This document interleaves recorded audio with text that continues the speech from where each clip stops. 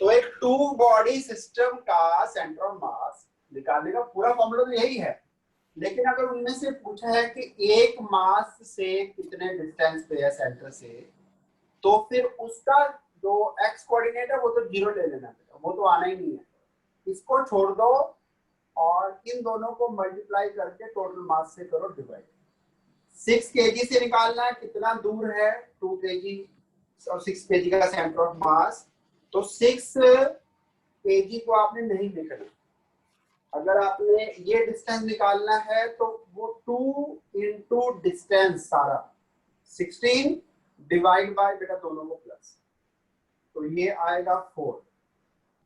इधर से 4 मीटर, अगर यहां से मुझे निकालना है तो इसका कोऑर्डिनेट लिखना, फिर 6 into distance divide by total mass, इधर से 12 मीटर पे, तो इधर से 12 मीटर पे सेंटर ऑफ मास है और इधर से बेटा ये 4 मीटर पे है, इसको 4 मीटर लिखना।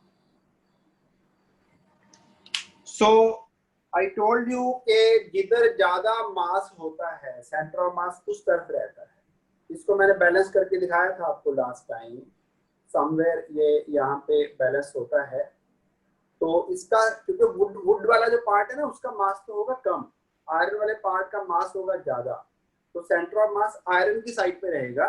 जिधर मास ज्यादा होता है सेंटर ऑफ मास का जो पोजीशन है ना वो ज्यादा मास वाली साइड पे रहता है। कभी कभी हम ना पार्क में बच्चे को लेके जाते हैं पापा, तो इधर पापा बैठ जाते हैं बेटा, वो बड़े सारे होते हैं साइज में, और इधर जो है वो शुंगलू मुंगलू सा जो बच्चा होता है छोटा सा वो बैठ जाता है। तो ये सीसॉ नहीं चल पाता ठीक, बताएंगे क्या रीजन है ये सीसॉ नहीं चलना ठीक से? हाँ रीजन लिखिए, चैट बॉक्स में लिखिए रीजन। हाँ पापा का मास ज्यादा है, मास ज्यादा है तो सेंटर ऑफ मास पापा की साइड में होगा, तो इसका सेंटर ऑफ मास समवेयर यहाँ पे बनता है। अब ये सिस्टम जो है वो इस पॉइंट के अबाउट घूम सकता है ना? अगर तो सेंटर ऑफ मास आता है इसी पॉइंट पे फिर ये झूला चलना था आराम से। अब पापा ज्यादा मास वाले हैं तो बेटा सेंटर ऑफ मास इधर है, तो सेंटर ऑफ मास पे लगता है फोर्स ऑफ ग्रेविटी, ये लिखा था ना हमने। सेंटर ऑफ मास वो पॉइंट है किसी भी सिस्टम का जहां पे हमें ये लगता है कि सारा मास उसी पॉइंट पे पड़ा है, तो बेटा इस पॉइंट पे अगर मास है तो ग्रेविटी का फोर्स भी यहीं लगेगा, तो ग्रेविटी यहाँ से खींचेगी नीचे को, पापा आ जाएगी नीचे और बच्चा जाएगा ऊपर। अगर थोड़ा ज्यादा बेटा हो गया कुछ तो फिर बच्चा जो है वो बन जाएगा ऑब्लिक प्रोजेक्टाइल, समझ गए ना? उसको बेटा वेलोसिटी मिल जाएगी इधर को। तो ये जो सीसॉ है ना ये तभी फंक्शन करेगा सही से अगर दोनों साइड सिमिलर मास होगा। बेटा दोनों साइड अगर सेम मास होगा तो समझ गए होंगे सेंटर ऑफ मास कहाँ पे आएगा, दोनों साइड का सेम मास होगा। मान लो ये भी 5 किलो है बेटा, ये भी 5 किलो है, ठीक है। डिस्टेंस इनमें था 20 मीटर, तो जैसे अभी लगाया मैंने, जहां से डिस्टेंस निकालना है उसको भूल जाओ, 5 into 20 over sum of the masses 10, तो बेटा 10 मीटर पे आ जाएगा। 10 मीटर मतलब एग्जैक्टली सेंटर पे आ जाएगा, ठीक है ना? एग्जैक्टली सेंटर पे होगा। चलिए तो यू गॉट द आइडिया। तो ये सीसॉ जो है ये बना है इक्वल मास के बच्चों के लिए, चाहे पापा के साथ एक और अंकल बैठ जाए फिर चल पड़ेगा ये, फिर कोई प्रॉब्लम नहीं है। बच्चे के साथ बच्चा ही बैठना चाहिए, फिर ये सही से फंक्शन करेगा। चलो ये तो हो गया दो मासेस का, ये शॉर्टकट याद रखना, आप आगे काम आएगा। अब एक और क्वेश्चन पे आते हैं बेटा, बुकलेट खोल लीजिए सारे बच्चे, अपनी बुकलेट ओपन करिए, ओपन योर बुकलेट।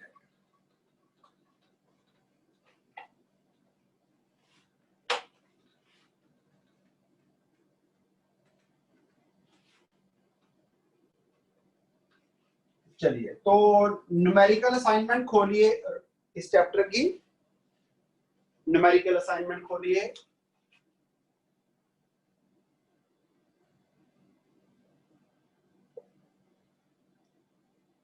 एक ऐसा क्वेश्चन दिया हुआ है आपकी न्यूमेरिकल असाइनमेंट में,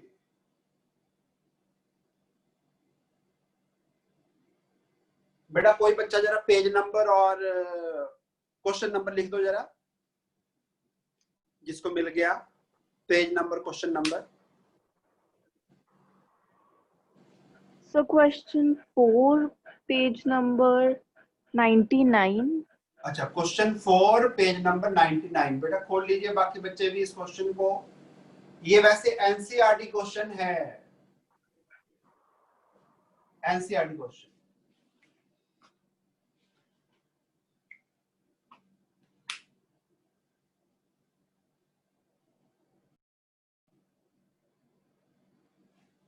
हाँ जी बेटा, सभी के पास आ गया, ये क्वेश्चन मिल गया सभी को। ये एक ना एल शेप का ऐसे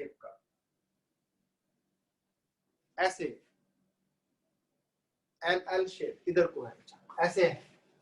एल शेप का एक शीट है which is made up of 3 squares, square number 1, square number 2 and this is square number 3। ऐसे 3 स्क्वायर्स का बना हुआ है और इसका मास है बेटा 3 kg, मास इज 3 kg। तो हर स्क्वायर का मास क्या होगा? 1 kg। 1 kg। Each square 1 kg। तो इसको ना बेटा आप ऐसा सोचिए कि ये पूरा स्क्वायर ना होके एक पॉइंट मास है। जैसे मैंने बताया आपको कि कई बच्चे ना नोटबुक को इस तरह उंगली रख के घुमा लेते हैं, नीचे रख के ना, वो उंगली कहाँ पे रखनी है? जहां पे सेंटर ऑफ मास है। क्योंकि अगर इस नोटबुक में सारे पेजेस जो है ना वो एक ही तरह के हैं, एक ही साइज के, तो फिर इस नोटबुक का सेंटर ऑफ मास एग्जैक्टली इसके ज्योमेट्रिकल सेंटर पे बनेगा। तो आप ये सोचो कि 1 kg का मास ये वाला यहाँ पे पड़ा है, दिस इज 1 kg। इस स्क्वायर का मास भी 1 kg है, 3 kg था ना, 1 kg 1 kg 1 kg। तो इस पूरे स्क्वायर को भूल जाओ, सपोज 1 kg मास यहाँ पे है, इस स्क्वायर को भी पूरे को भूल जाओ, लेट अस से यहाँ भी 1 kg मास है। और इसका कोऑर्डिनेट्स क्या दिए हुए हैं बेटा? इधर क्या लिखा है? इधर का नहीं दिया है। 1 लिखा हुआ, 2 लिखा हुआ है, यहाँ पे क्या लिखा हुआ है? 2,0। 2,0 है। इधर 1,0 होगा, फिर यहाँ पे हो गया बेटा 2,1। ये है 1,1 और ये है 1,2 और ये है 2,0। 0,2। नहीं बेटा, 0,2। हाँ इनको भूल जाओ। 0,2। हम तो बेटा ये 3 मासेस को डील करेंगे जो पॉइंट मासेस। सर उधर तो 0,2 है। कहाँ पे? y एक्सिस पे। लेफ्ट पे। सो वो ठीक है। सर सबसे ऊपर। अच्छा ये वाला नहीं वो सर दूसरा। राइट लेफ्ट साइड पे y एक्सिस पे। लेफ्ट हाँ हैंड ये साइड। वाला 0,2। Yes sir. This is okay. Okay, अब बेटा अपने पास ना, आप इसको भूल जाइए कि आपके पास एल शेप का शीट है। आप सोचो आपके पास 3 मास है बस, 1 2 3 1 2 3। Each mass is 1 kg। ऐसे सोचो इसको। अब बोलो इस 1 kg के कोऑर्डिनेट्स क्या आएंगे? सोच के बताओ।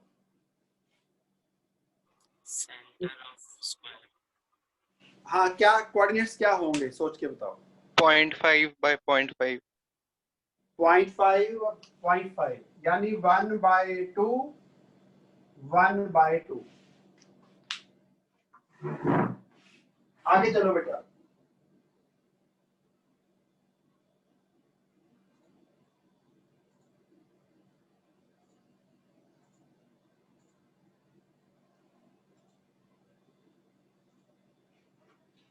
आगे चलिए, आगे चलिए। इधर क्या आएगा बेटा? 3/2। यहाँ पे क्या लिखे जाए coordinates? 1/2 and half. 1/2 and half? नहीं, नहीं sir, Sir, 1 3 by into 2 1/2 3/2 and 3/2. 3/2 and and half. 1/2। बेटा किसी को डाउट है तो दोबारा देख लो।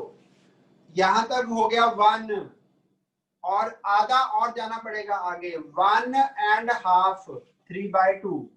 ऊपर को जाना है ओनली हाफ। यहां तक 1 है ना, यहां तक हाफ हुआ। y half x 1 and half। चलो अब 1 के जी के बताओ बेटा ऊपर वाले के। Sir half and 3/2.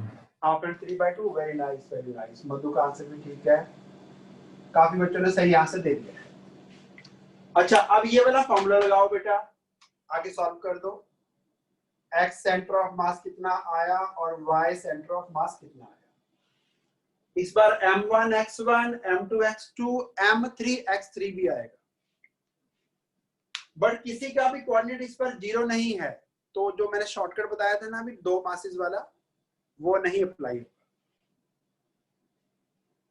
हाँ जी सॉल्व करिए। XCM and YCM।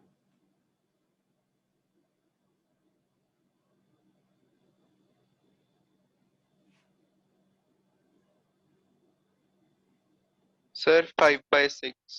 5/6 बहुत अच्छे। आंसर चैट बॉक्स में लिखिए।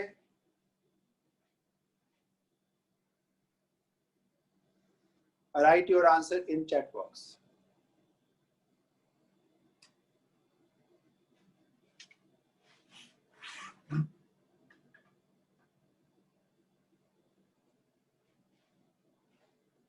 तो दोनों 5/6 5/6 आ गए। 1 into हाफ, फिर 1 into 3/2, फिर 1 into half divide by 1 + 1 + 1। Solve करोगे 5/6। y वाला भी सॉल्व करोगे 5/6। अब देखने वाली बात बेटा ये है, जैसे नोटबुक को ना आप सेंटर ऑफ मास पे रख के घुमा लेते हो और वो घूम जाती है आराम से, उसी तरह से मैंने ना इसके 1/6, 5/6 और 5/6 पे ना एक होल निकाल दिया है। इस होल में अगर मैं कंपास डालता हूं तो आप इस कार्डबोर्ड को कहीं भी रोक सकते हो। यहाँ पे रोको, यहाँ पे रोको, कहीं भी रोक सकते हो बेटा। देखो अगर मैं कंपास यहाँ डालता हूँ इधर कहीं और, फिर तो बेटा अगर मैं इसको यहां से छोड़ूंगा तो ये यहाँ आ जाता है, क्योंकि इसका centre of mass is exactly ये वाला पॉइंट है। तो जैसे एक पेंडुलम होता है ना, जब उसको छोड़ेंगे तो अपने आप वो सबसे लोअर मोस्ट पॉइंट पे आके रुकता है। सेंटर ऑफ मास चाहता है कि मेरा पोजीशन लोएस्ट रहे। लोएस्ट रहे मींस जो इसकी पोटेंशियल एनर्जी है वो कम से कम रहे। तो अगर तो मैं कंपास ऊपर डालता हूँ बेटा यहाँ पे कॉर्नर में, तो फिर इसको कहीं और से छोड़ने पे ही अपने आप यूं हो जाता है। लेकिन अगर मैं एग्जैक्टली सेंटर ऑफ मास पे ही डालता हूँ, फिर इसको चाहे यहाँ छोड़ो, चाहे यहाँ छोड़ो, चाहे कहीं भी छोड़ दो बेटा, ये हर जगह रुक जाता है। और इसको घुमाना है बड़ा आसान है, देखो जरा बड़े प्यार से घूमता है सेंटर ऑफ मास के अबाउट। इसीलिए जो आपकी कार का ना बेटा पहिया होता है, कार का व्हील, उसकी व्हील बैलेंसिंग करानी पड़ती है। पहिया कई बार इधर उधर थोड़ा घिस जाता है, तो जब घिस गया ना तो उस तरफ थोड़ा सा मास बढ़ाना पड़ेगा ताकि सेंटर ऑफ मास एग्जैक्टली पहिए के जो सेंटर है ना एक्सियल लाइन वहीं पे रहे। इसलिए व्हील बैलेंसिंग करानी पड़ती है। ऐसा पॉसिबल नहीं है कि पहिया जो है ना उसके एक साइड में ज्यादा मास हो, एक साइड में कम मास हो बेटा, फिर जब घूमेगा तो वो सही से नहीं घूमेगा। उसका सेंटर ऑफ मास एग्जैक्टली उसके सेंटर पे होना चाहिए, पहिए के ज्योमेट्रिकल सेंटर पे।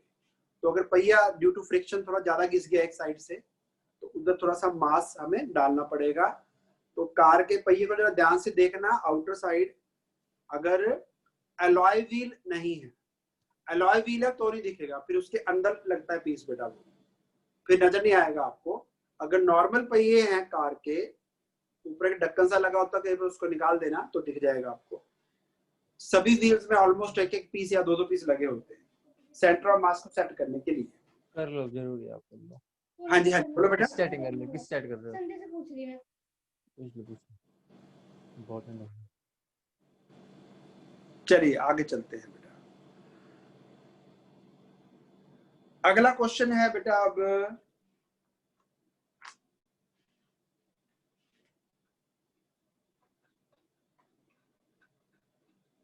होमवर्क में दिया था आपको।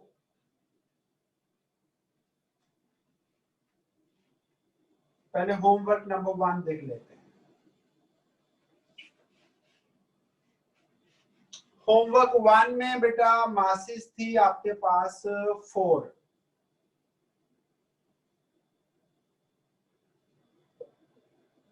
कुछ बच्चों ने करके भेज दिया है, करेक्ट है बेटा। ये वाई एक्सिस, ये एक्स एक्सिस, ओरिजिन, और ये लेंथ आपको दी थी आई थिंक 2 मीटर, हाइट इसकी थी 1 metre.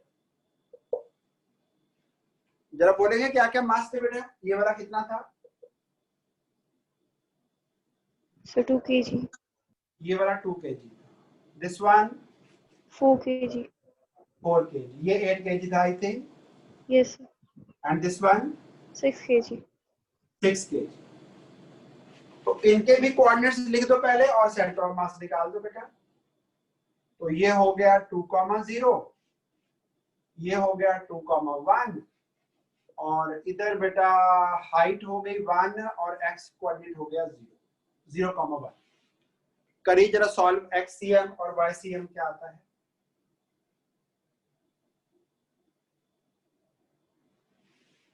Carry on.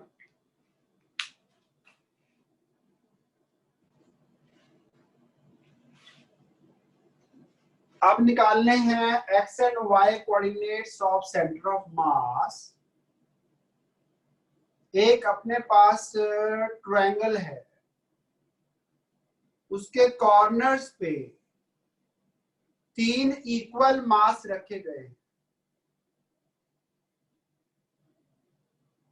Equal masses at corners of an equilateral triangle। Triangle की साइड है बेटा L, और ये आपका है y एक्सिस और ये है x एक्सिस। पहले अपने आप ट्राई करो, फर्स्ट ट्राई योरसेल्फ। चलो एक काम करते हैं, पहले कोऑर्डिनेट्स लिखते हैं बेटा। इसके कोऑर्डिनेट्स क्या लिखोगे? 0,0. इसको क्या लिखोगे? L,0. 0,0. इसको क्या लिखोगे? इक्विलेटरल ट्रायंगल है, L/2 comma L/2 कॉमा, सोचो L²। L. दो तरीके हैं निकालने के बेटा। Pythagoras. Method number 1, use Pythagoras theorem. Method number 1। एक और मेथड भी है। अच्छा, ये डिस्टेंस क्या होगा ये वाला? L/2. L/2 ना, आपके पास हाइपोटेन्यूज है, बेस है, परपेंडिकुलर निकालना है। एक और आसान तरीका है ट्रिग्नोमेट्री वाला। ये एंगल कितना हुआ? 60. 60 ना। मैंने आपको बताया था किसी भी राइट एंगल ट्रायंगल में एंगल के सामने होता है परपेंडिकुलर। परपेंडिकुलर निकालने के लिए कौन सा टी रेशो? And theta. 10 ये आएगा L इंटू साइन थीटा यानी साइन 60। तो साइन 60 की वैल्यू होती है √3/2. 3/2. तो √3/2 L है ये। तो इसका y कोऑर्डिनेट इज √3L/2। अब शुरू हो जाओ आगे।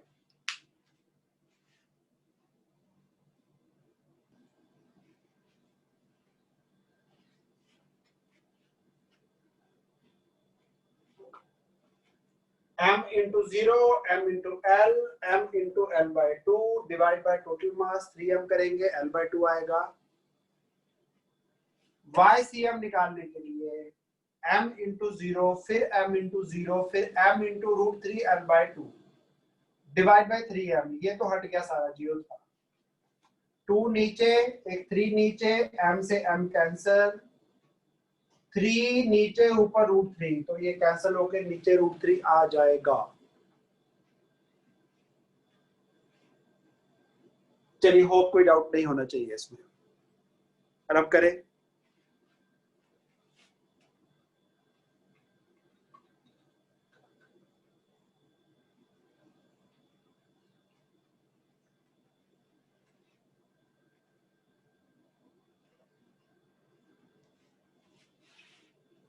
चलिए, अब आपको एक क्वेश्चन दिया था, दैट वाज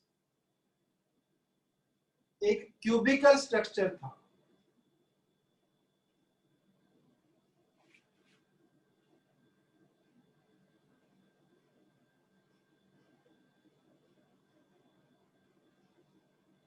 जिसमें पीछे वाले मास तो थे बेटा 4m 4m 4m,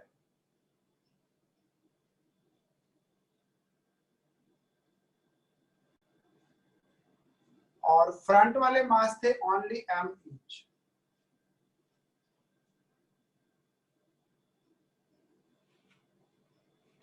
इसका x y एंड z भी निकालना था, x y z। तो पहले तो नॉर्मल मेथड से करके देखेंगे, x y z तीनों निकालने हैं, फिर एक शॉर्टकट बताऊंगा जिससे ये क्वेश्चन जल्दी से निकल आएगा। और इसकी जो साइड है क्यूब की वो थी L। चलो एक बार जरा कोऑर्डिनेट्स मार्क करो सभी के, क्या क्या आएंगे। x y z तीनों मार्क करने हैं बेटा।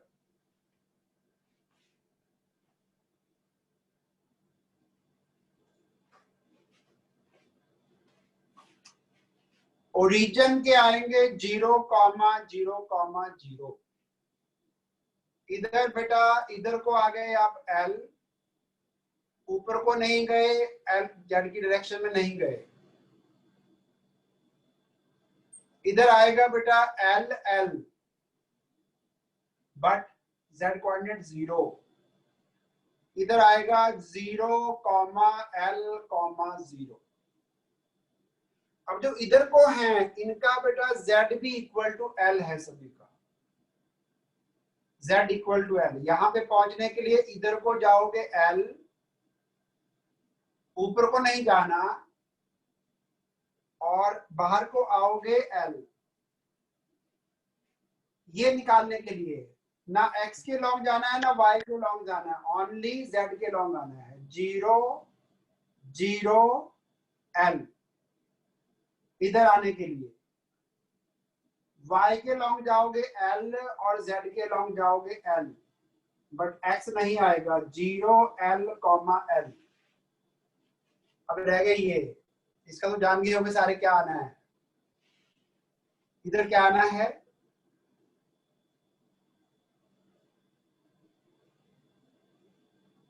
बेटा x के लॉन्ग L जाओगे पहले, y के लॉन्ग भी L जाओगे, z के लॉन्ग भी L जाओगे, L L L। चलो आगे सॉल्व करिए जरा।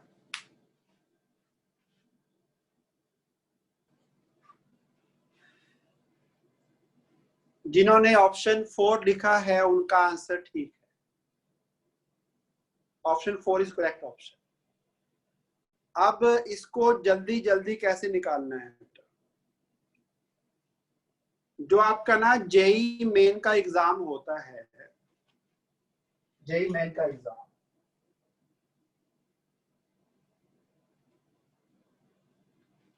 उसमें बेटा आपको ना 30 क्वेश्चन मिलने हैं फिजिक्स के, 30 क्वेश्चन केमिस्ट्री और 30 question mathematics, 30 question each, 90 question. और करने के लिए टाइम मिलेगा 3 घंटे, 3 आवर। 3 आवर में कितने मिनट? 180 180 मिनट है ना। तो एक क्वेश्चन को करने के लिए कितने मिनट मिले? 2 मिनट्स 2 मिनट्स। तो 2 मिनट में खत्म करना है आपको बेटा, ये 2 मिनट में। अब ये 2 मिनट में कैसे होगा? देखो मेरी तरफ बेटा, ये फिगर अपना कुछ इस तरह का है, इज इट? ऐसे एक ना क्यूबिकल शेप में है ना, क्यूब मान लो इसको भैया। Yes sir. जो पीछे की तरफ मासेस है ना वो 4m 4m 4m 4m है। ये सारी मासेस पीछे वाली बराबर है, 4m ईच। तो बेटा इनका टोटल कितना हुआ? 16m है ना। और ये सभी मासेस बराबर के हैं, इक्वल इक्वल इक्वल इक्वल। तो ये मानो कि ये 16m मास ना इसके सेंटर पे पड़ी है, ऐसे सोचो। वो जो पीछे का मास है 4444, 16m वो पीछे की साइड ही पड़ा है सेंटर पे, लेकिन डायग्राम अपना थोड़ा यूं है। आगे वाले मास है m m m m, पीछे वाला मैंने बता दिया सेंटर पे पड़ा है 16m। तो आगे m m m m ये भी बराबर के हैं, तो इनका सेंटर ऑफ मास इनका सेंटर आ जाएगा। और वहां पे कितना मास पड़ा है? 4m। 4m। अब जरा ध्यान से देखो, ये अपना डायग्राम है, इसके कोऑर्डिनेट्स मास है 16m, मास 16m, और इधर जो आगे मास पड़ा है वो मास है 4m। और इनमें डिस्टेंस कितना है? L। L। तो आप एक काम करो, यहां से z कोऑर्डिनेट निकल आएगा कितना दूर है।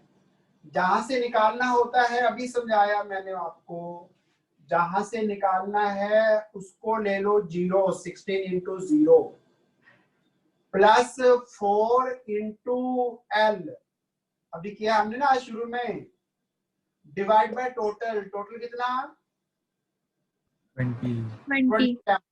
ऊपर भी माना था एक, चलो m m कैंसल। तो 4l/20 कितना बना? L/5। L/5। तो बेटा z कोऑर्डिनेट होगा l/5, वो एक ही जगह वैसे तो। अब x और y क्या होंगे? बेटा अगर ये पूरा l था तो इसका सेंटर पीछे वाले का बनेगा l/2 l/2 पे, और वही लाइन कंटिन्यूअस आ रही है बेटा, आगे को ध्यान से देखो, वही लाइन इधर को आ रही है z के लॉन्ग। तो यहाँ पे अगर x coordinate y coordinate l/2 है तो वो यहाँ पे यहाँ पे यहाँ पे यहाँ पे कहीं भी निकालोगे, क्योंकि आप तो z के लॉन्ग आ रहे हो ना, तो x और y तो चेंज होंगे, तो वो रहेंगे l/2 ईच।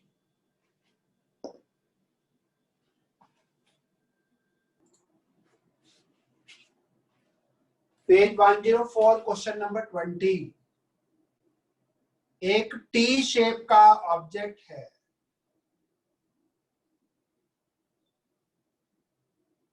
जो ऊपर पीस रखा गया है उसकी लेंथ है l, और जो नीचे पीस है बेटा उसका लेंथ है 2l। यहां पे एक पॉइंट दिया गया है C। क्वेश्चन है C से कितना डिस्टेंस ऊपर जाके इसको मैं y लिख देता हूं, P से कितना ऊपर जाके एक पॉइंट पे हम फोर्स लगा दें, स्ट्राइक करें, इसको पॉइंट को P लिखा हुआ है, ताकि फोर्स लगाने पे सिर्फ ट्रांसलेशनल मोशन होना चाहिए, यानी ये आगे को तो जाए लेकिन रोटेट ना करे, घूमे ना। देखो मेरी बात सुनो बेटा,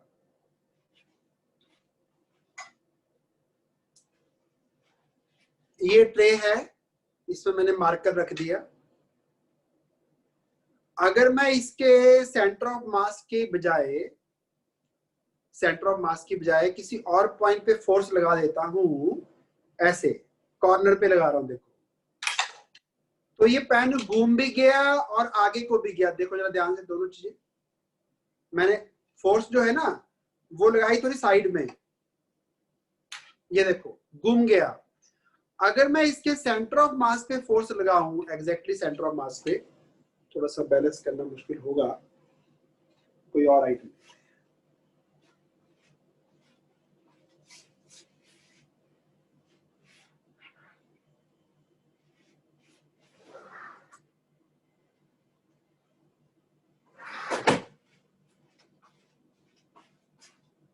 चलो ये ठीक रहेगा, ये एक आइडेंटिटी कार्ड है। तो अगर मैं बेटा इस पे फोर्स लगाता हूं एग्जैक्टली सेंटर ऑफ मास पे, फिर ये सिर्फ आगे को जाएगा, घूमेगा नहीं, ऐसे सिर्फ आगे जाएगा, नो रोटेशन। अगर मैं सेंटर ऑफ मास के साइड में फोर्स लगाता हूं तो रोटेशन भी आता है, घूम भी गया। देखो जरा ध्यान से, रोटेशन भी हो रहा है। मुझे इसका रोटेशन नहीं चाहिए, तो मुझे फोर्स लगाना है सेंटर ऑफ मास पे। तो अल्टीमेटली आपको सेंटर ऑफ मास ढूंढना है, ढूंढो।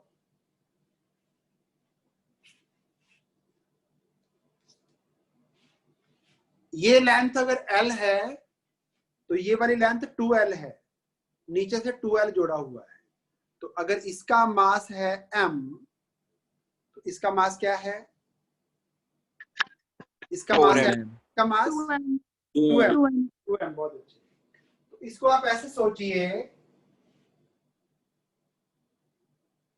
कि यहां से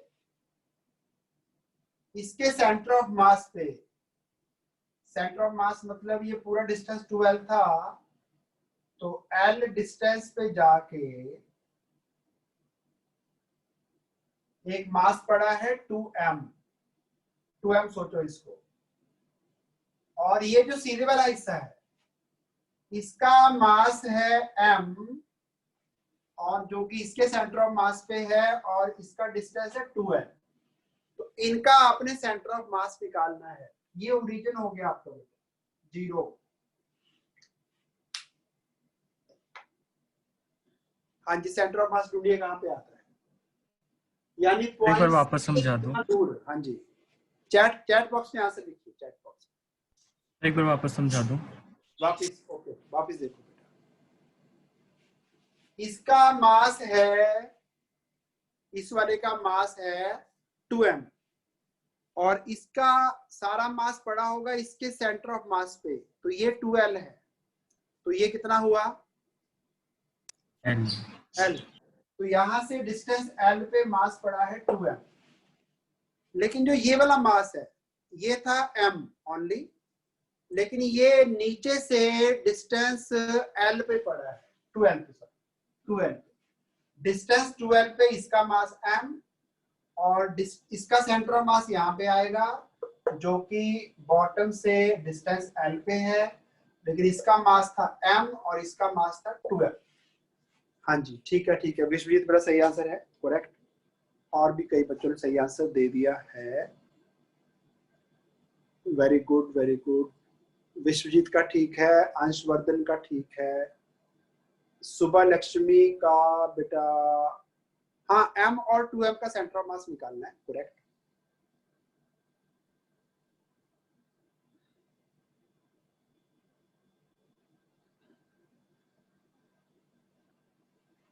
हाँ जी, कुणाल का ठीक है बेटा, वेरी गुड।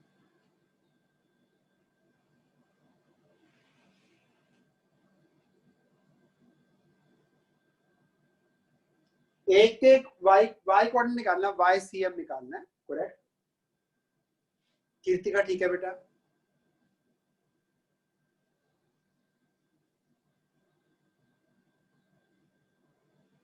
मधु का ठीक है, सुबह लक्ष्मी का ठीक है,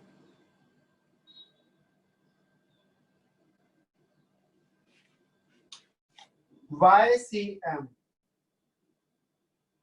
M1 Y1, M2 Y2 over M1 plus M2। ठीक है हर्षप्रीत बेटा जी, हर्षप्रीत ने आंसर कुछ और लिख दिया है। हाँ अब ठीक है, अब ठीक है। अंकिका चैटर्जी बेटा थर्ड ऑप्शन, मुझे ऑप्शन याद नहीं है। हाँ थर्ड ही है बेटा, थर्ड सही है। भाभी के ऊपर का ठीक है। चलिए सबको समझ आ गया बेटा, कोई प्रॉब्लम नहीं है। Very good very good very good. ठीक है थर्ड ऑप्शन करेक्ट बेटा, ठीक। आशीष सिंह ठीक है बेटा आपका भी। चलिए होप कोई डाउट नहीं होना चाहिए इसमें। आगे चलते हैं। अब एक क्वेश्चन दिया था मैंने होमवर्क में आपको पिरामिड वाला।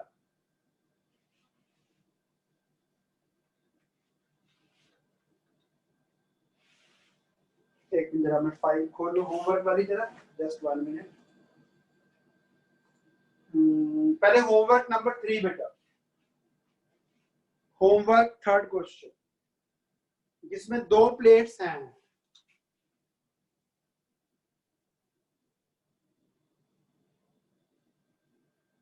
इक्वल साइज की, टोटल लेंथ है L, एक की डेंसिटी है ρ1, एक की डेंसिटी है ρ2। ये आपका है ओरिजिन और इधर को दी हुई थी आपको एक्स एक्सिस, और इसका भी एक्स ऑफ सेंटर ऑफ मास निकालना था। ऑप्शन में लिख रहा हूं इधर, बाकी आपको क्वेश्चन सेंड किया हुआ है। तो इस क्वेश्चन को कैसे करना है, इसमें बेटा 2 मासेस हैं, एक यहाँ पे एक यहाँ पे, ये पूरा का पूरा एक प्लेट है।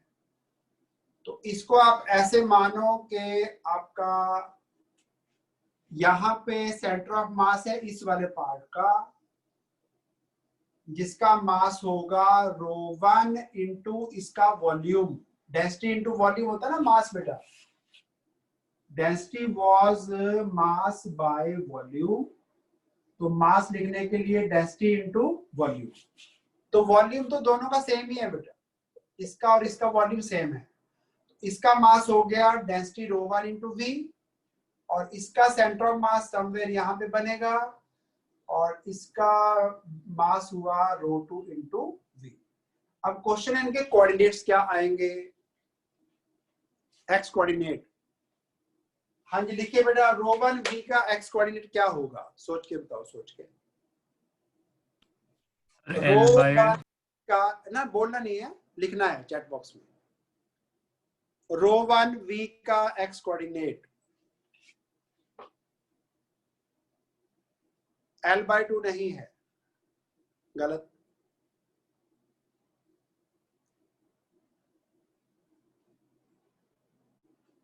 L/4 ठीक है, L/4 वेरी नाइस।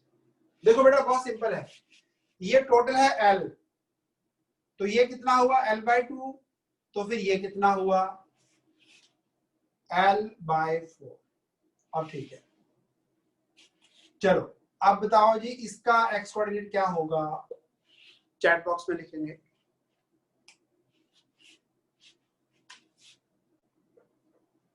इसका एक्स कोऑर्डिनेट 3L/4, 3L/4, सभी का आंसर ठीक है, वेरी नाइस।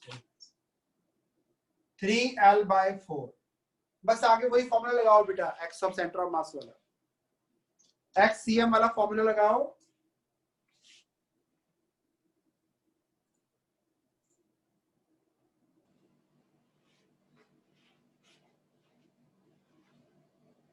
चलिए ऑप्शन आपके सामने हैं, मासेस मैंने आपको बता दिए। टोटल डिस्टेंस था L, तो ये है L/2, ये L/4, L/4 plus L/4 plus L/4, 3 बार L/4। अब x coordinate of centre of mass, x equal to m1 x1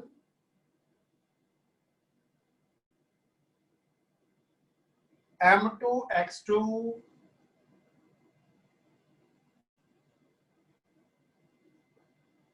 over m1 plus m2, v common लेके कैंसल,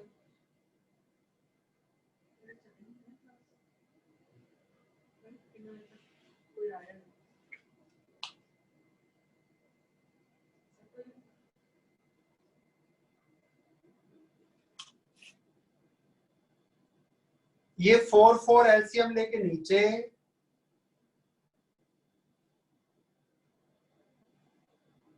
ऊपर रो 1 एल कॉमन ले लो, row 1 plus 3 row 2। Very simple. Sakshi को ठीक है, answer आपका करेक्ट है। चलो एक अब क्वेश्चन था पिरामिड वाला, बेटा रिपीट करने की जरूरत है? रिपीट की जरूरत नहीं है मुझे, सर है ना? m1 x1 m2 x2 over m1 plus m2। बस आगे फिजिक्स तो इतना ही है, फिजिक्स तो यही बताएगी। आगे आप क्या करते हो वो आपका अपना आईक्यू है, स्किल है, कितना जल्दी सॉल्व करते हैं।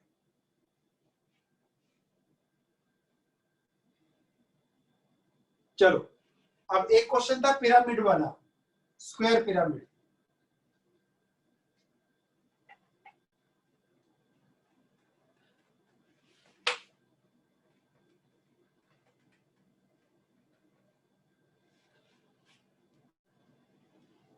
हाँ जी, क्वेश्चन ये था कि 4 मासेस थे एक स्क्वायर पे पड़े हुए, स्क्वायर का साइड था L और एक मास एग्जैक्टली ऊपर इसके सेंटर से, उसका हाइट था L और आपको इस सिस्टम का सेंटर ऑफ मास बताना था, सॉरी,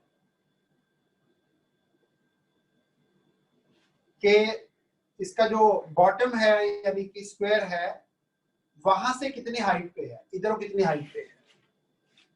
तो एक बार पहले ट्राई करो खुद।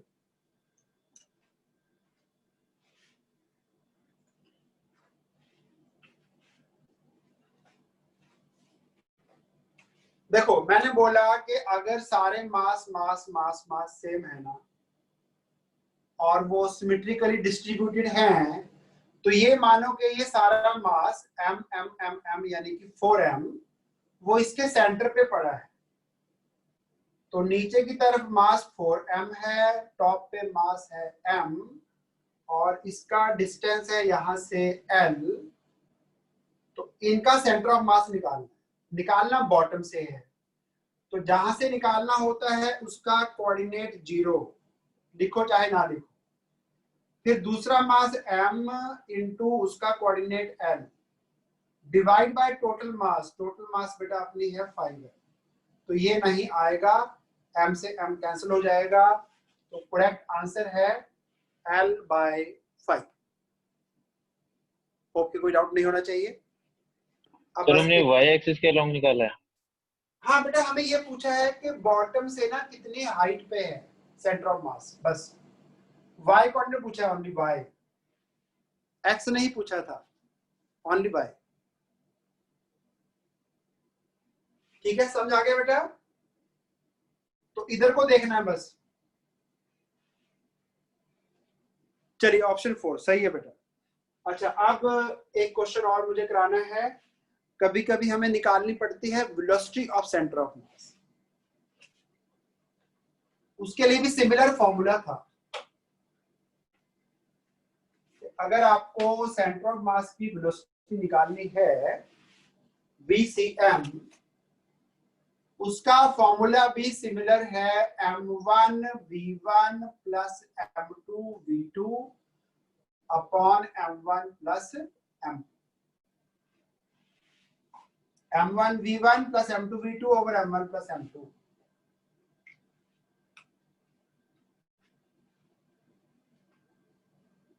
अच्छा तो बेटा मेरी बात सुनो ध्यान से। पहले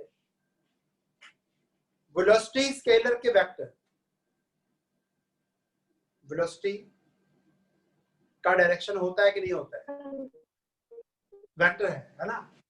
तो वेक्टर तो याद रखना बेटा, जैसे x कोऑर्डिनेट इधर को प्लस इधर को माइनस भी होता है, ऐसे वेलोसिटी को भी साइन देने पड़ेंगे बेटा। अगर दो ऑब्जेक्ट ना ऐसे अपोजिट डायरेक्शन में आ रहे हैं तो एक की वेलोसिटी प्लस और एक की वेलोसिटी माइनस यूज कर देना बेटा, तो आंसर सही आएगा। पहले फॉर्मूला लिख लो, अब क्वेश्चन बता रहा हूं कौन से पेज पे आना आपको।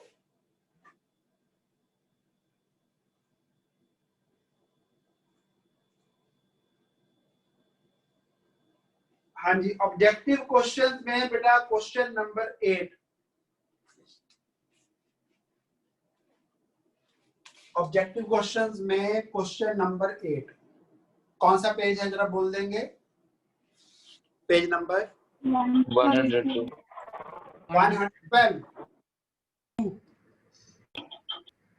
102 सर 102 ओके 102। 102 चलो क्वेश्चन है, two identical particles move towards each other.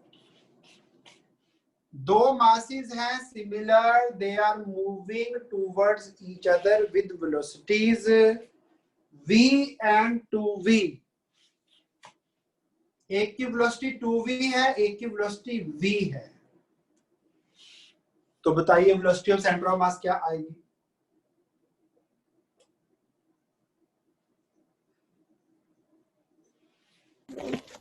Option हैं v, v/3, v/2 एंड 0।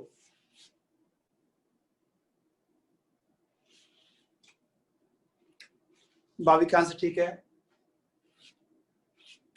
कीर्ति का भी ठीक है, मधु का भी ठीक है। बहुत आसान इजी क्वेश्चन, बिल्कुल ज्यादा मुश्किल नहीं है।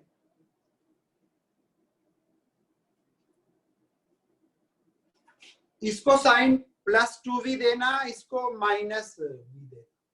साक्षी ठीक है बेटा जी, good.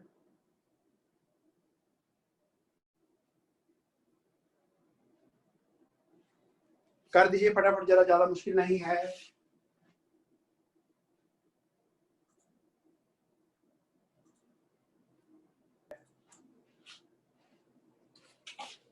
VCM equal to m into 2v positive, फिर m into v negative divide by m plus m यानी 2m। तो 2mv में से mv माइनस करोगे mv बचेगा, m से m cancel, answer is v/2। चलिए, so that is all about today's lecture. फिर भी कोई डाउट है बेटा पूछ सकते हैं।